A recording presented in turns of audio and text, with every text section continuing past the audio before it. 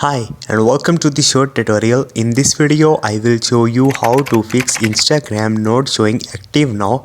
So if your status is not showing active on the Instagram, watch this video till the end and you have to follow the same procedure. And if this video really helps you out, do subscribe to my channel. So first of all, you have to open your Instagram mobile application and you have to click on your profile icon from the right bottom.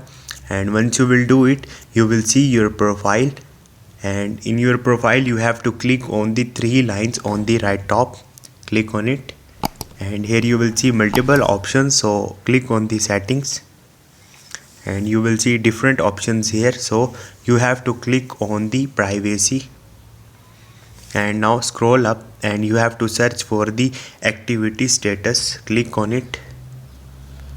So you have to turn on this toggle like this. Maybe your toggle is turned off like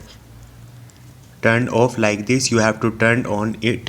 So this is the procedure. Hope this video will helpful for you. If you have any question, you can ask me in the comment section and don't forget to subscribe my channel. Thank you.